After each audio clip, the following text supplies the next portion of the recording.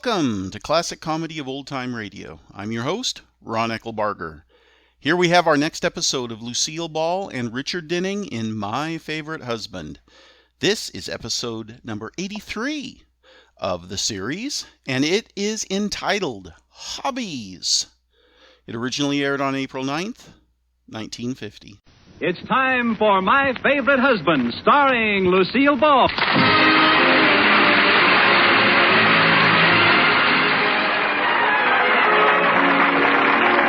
Yes, it's the Gay Family series starring Lucille Ball with Richard Denning as Liz and George Cooper. Two people who live together and like it.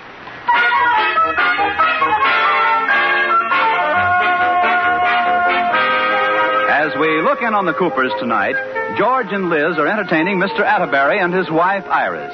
Dinner is over, and Iris has called Liz to one side. Liz, what? If we want to get to that movie, we've got to get the boys out of here before they start talking stamp collecting. Let's hustle them right out to a show. Okay. Hey, what are you two girls whispering about? Oh, nothing. Well, what do we do tonight? Say, let's go to a movie. Oh, that's a wonderful idea. Movie? Movie? Gosh, I'm glad you thought of it, Iris. I wonder what time the feature starts. 7:34. Oh. Uh-oh, it's a planned campaign. Looks like we're stuck, boy. Well, better be a good picture. Iris, isn't it amazing what marriage does to a man? What do you mean, girl? That man who just said it better be a good picture is the same one who used to say, who cares about the picture? Let's sit in the balcony and neck. Never mind, Liz. We went to the theater for 2 years before I found out they also had movies. Liz. I thought it was an indoor park. All right, Liz. Never would have seen a picture if I hadn't learned to kiss with my eyes open. Now that will do. I know just how you feel, Liz. Now, Iris.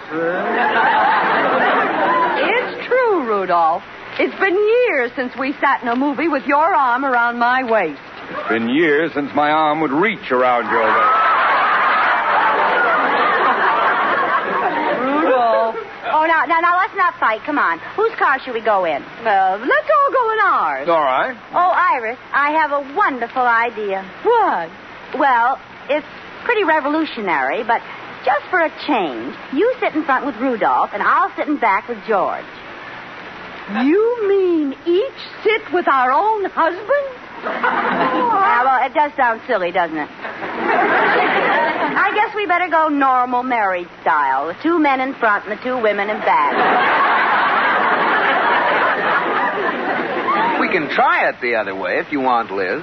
Oh, come now, boy. What would people say? Anyway, it would be dangerous with Rudolph driving. He'd have to turn all the way around to talk to George. He could talk to you. About what? Okay, the jokes are starting to hurt. Let's get going, huh? Okay. And to show you what a sport I am, I won't even show Mr. Atterbury my new stamps. Oh, good. Now, come on. Then What we'll just... new stamp? Nothing. Tell him on the way, George. Oh, it's not much. I got a full sheet of 10 franc Andoras. No! Oh, I've got to see those. Rudolph, we don't have time. Oh, it'll just take a second. No, absolutely no. Now, they're right here in the den. Wait till you see how these Andoras are perforated. You come right back or I'll perforate your Andorra. I'll give you 2 minutes, Rudolph. Hurry up.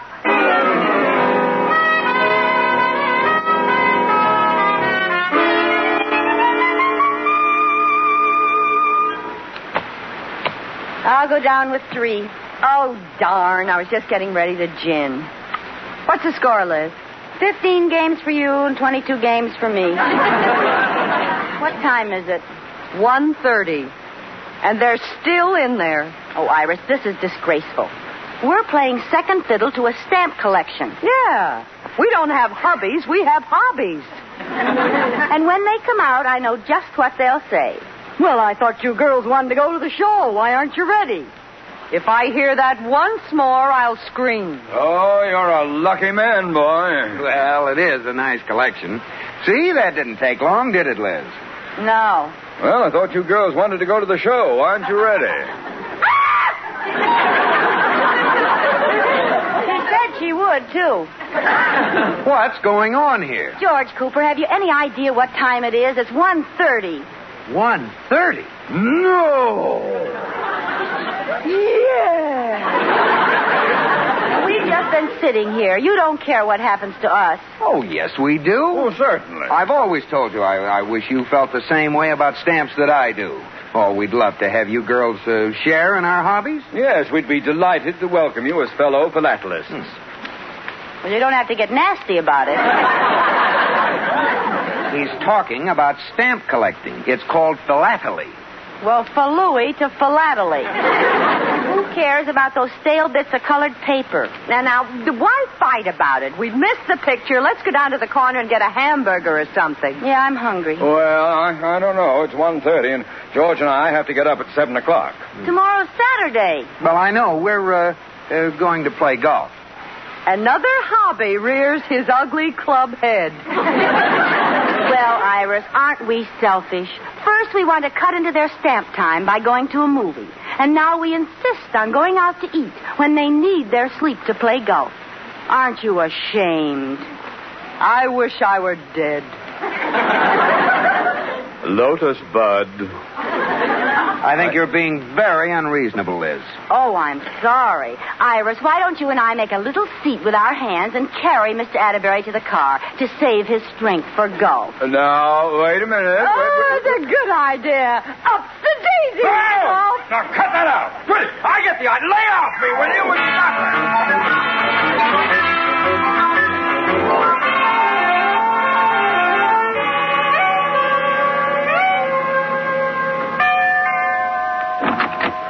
Iris, what are you doing here so early? I just dropped Sneed and Hogan off at the golf club.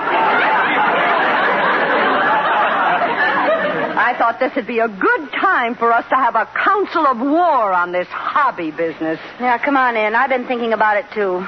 They either golf us to death or stamp us to death.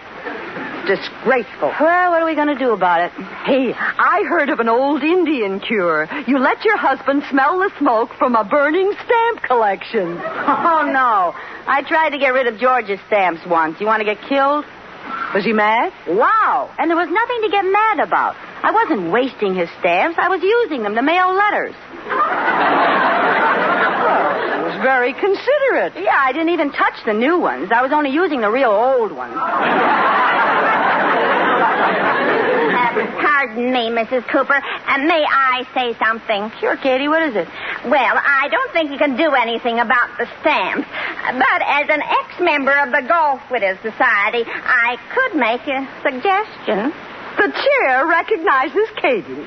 Well, my first husband, Clarence, used to play golf every weekend. And one Saturday afternoon, my brother stopped in to see me and left his cigar in the ashtray.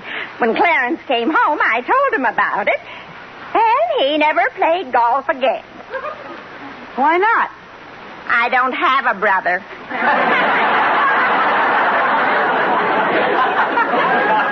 I found the cigar on the lawn.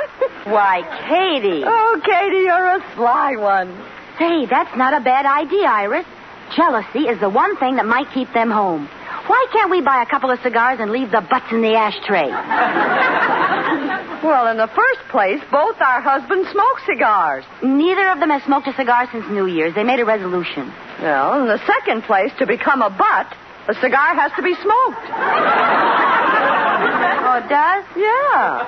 They don't sell them half smoked, do they? I don't know. Look in the telephone book under used cigars. Well, we're not going to let a little thing like this stop us. Come on, we'll find one. Well, where are you going to find a half-smoked cigar? I don't know, but we'll find one if we have to stand in front of the pool hall and wait for a throwaway.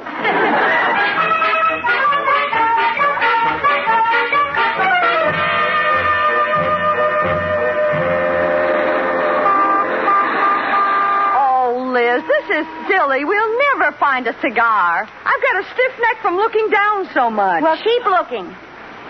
What are you walking so funny for? Huh? Oh, I guess I got this way from walking with one foot in the gutter. Liz, listen. Let's buy the cigars and ask somebody to smoke them for us. Well, all right. Oh, wait, look. Huh? Getting out of that car. A cigar. Liz. Huh? It's got a man attached to it. I know, but he looks like he's almost finished. Come on, let's follow him. Liz. He's going to throw it away. Oh, no. He's taking another puff. Oh. What a cheapskate. Look how short he's smoking it. He could leave a little for us. There, he's throwing it away. I'll get it. Liz, at least wait till it hits the ground. Well, okay.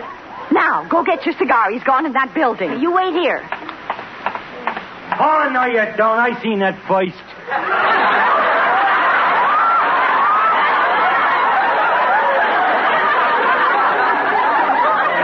What? That's my snipe. Hand it here. I got buttsies. You got whatsies? Buttsies, I seen it first. You did not. I seen it first. Finders, keepers, losers, weepers. What's that mean? Well, it's a lot like buttsies. Hand over that butter, I'll break your sniping arm.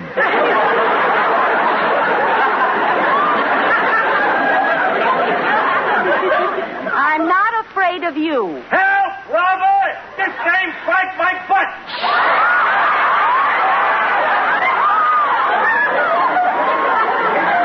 Quiet. Keep quiet. I'll give you $1 for it. He stole my... A buck?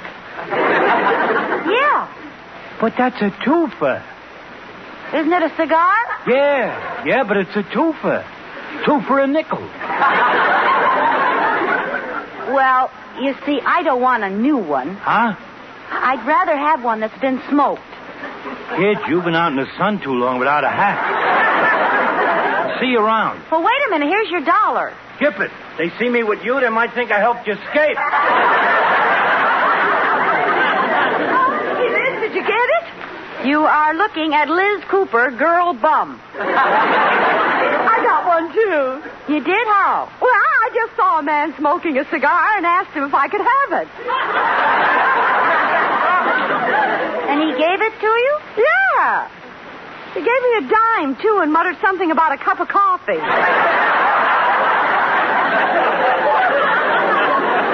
Oh, fine. Well, come on. Let's go plant these cigar butts in our living room. Okay. Pardon me, ladies. Would you give me a light? What? Well, I'm out of matches. I noticed you were smoking, and I thought you could give me a light from one of your cigars.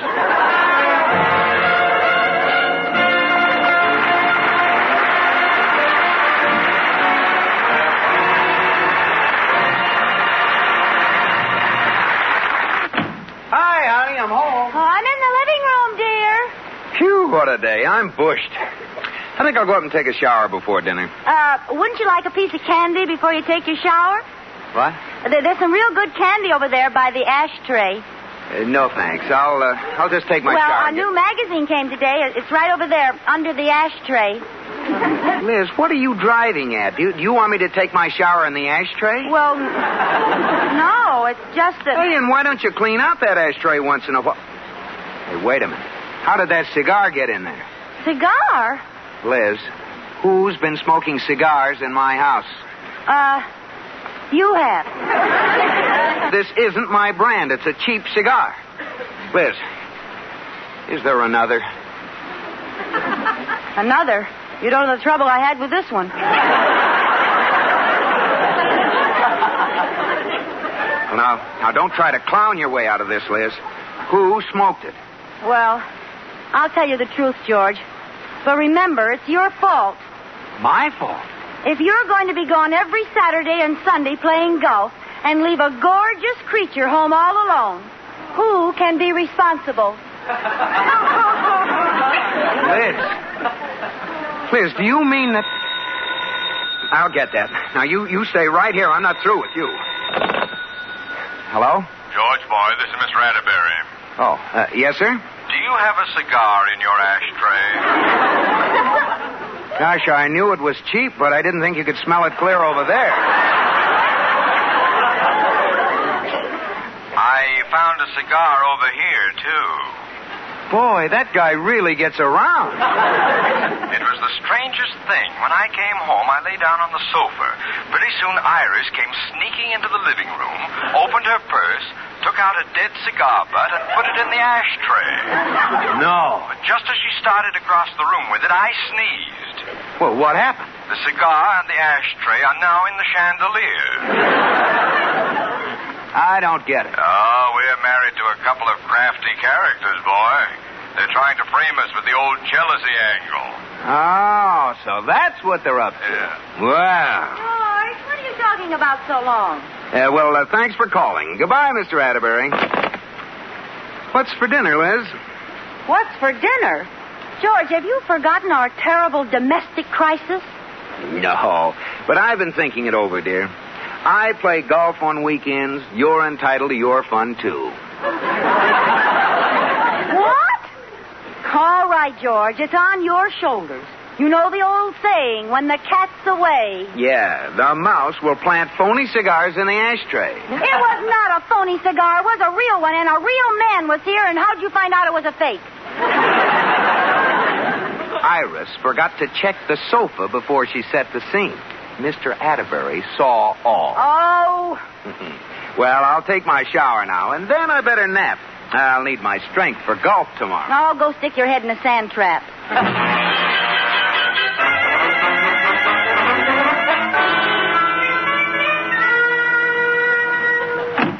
Hi, Iris. Come on in. The Council of War meets again. What's up? I have a new plan. We're going to share their hobby. If we can't get them to stay home, we're going to go and play golf with them. I call it Operation Stinker. Oh. So that's why you told me to find a pair of Rudolph's old golf knickers. Yeah, I dug up some of George's plus fours. Come on, we got to get out there before they tee off.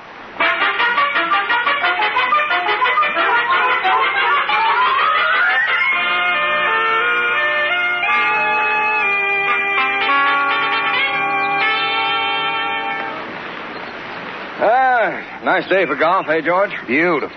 I hope we find someone to fill out the foursome. Well, I sent the caddy into the clubhouse to look. If he doesn't find anyone, we'll go as a twosome. Oh, here he is. Oh, any luck? Oh, yes, sir. I found a couple of members looking for a game. Here they come now. Oh, I hope they're good players. Yeah. What are they wearing? Oh, gad. Bloomers. No, plus fours. The ones on the left look more like plus eights. Oh, no, it's Iris and Liz. Quick, boy, pretend we haven't seen them. Go ahead, tee off. Patty, give me a club. Never mind, just throw a ball down and kick it.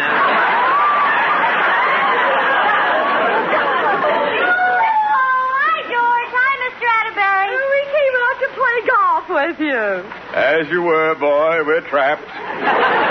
Now, look, Iris. Fun is fun, but you don't know how to play golf. I do, too. Liz taught me. Yeah, Liz taught you. She doesn't know a thing about it. I do, too. I saw it in the newsreel.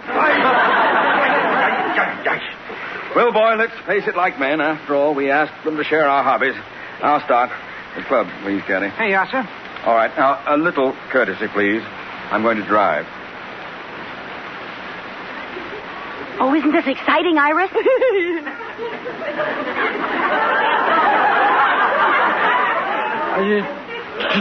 What did he stop for? Please, Liz. He wants you to pay attention while he drives. Why, the big ham. Liz, I would like to drive. Well, what's stopping you?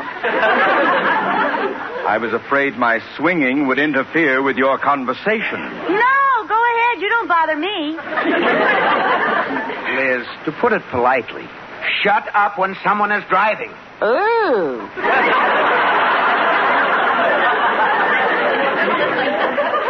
Well, here goes. Nice shot, Mr. Atterbury. I didn't see it. It's out there. Now, quiet, please. I'll drive. Right down the middle. I didn't see it. Neither did I. They're just making it up. Which one of you cares to go first? You go first, Diedrichson. All right. Hand me the club. Is it all right to stand like this, Rudolph? Don't ask me. I didn't see the newsreel. You look great, babe. Go ahead. All right. Here goes. Quiet, please. I hit it! How far did it go? The ball or the club?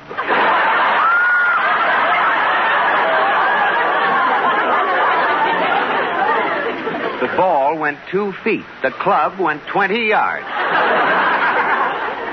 Don't be a fool, Iris. Play the club.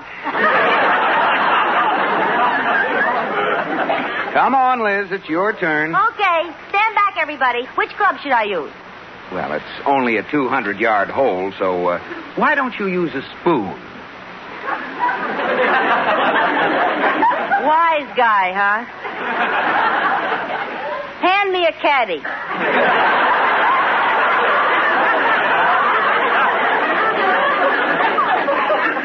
Before this goes any further, here's a driver. Okay, here I go. Where'd it go? Where'd it go? I can't see it. Look down. Who put that ball down there? You did. You haven't hit it yet. Oh, well, here I go. Well, here I go. Well, here I go. Not even close. Am I getting warm? If you are, it's from the exercise. Liz, you see that green plot of grass way down there? Uh-huh. Yeah, well, now try to put the ball on it. Put the ball on the green. Here I go. I hit it! I hit it! Where did it go? It's going into the woods. No. It hit a tree. It's bouncing out. It's going into the trap. No, it hit a stone. It's going into the water hole. No, it isn't. It's rolling across the bridge. Gad, it's on the green. Come on, everybody. Let's see how close it is. All right. Oh, there it is. There's the ball. It's just a couple of feet from the flag. Liz, you almost got a hole in one. A hole in one what? Oh, no. Liz, you see this green? Yes? Well, there's a little hole right in the middle of it. You're supposed to put the ball in the hole. Oh, you wouldn't tell me that back there.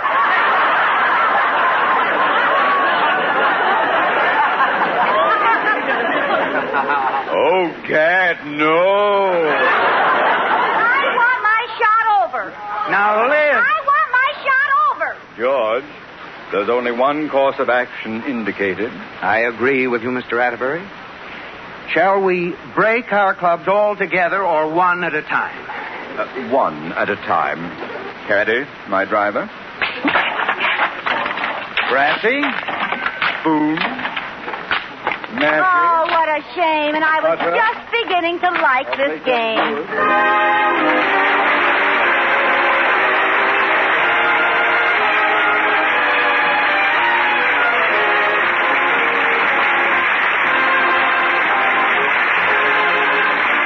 My Favorite Husband has been presented through the worldwide facilities of the United States Armed Forces Radio and Television Service.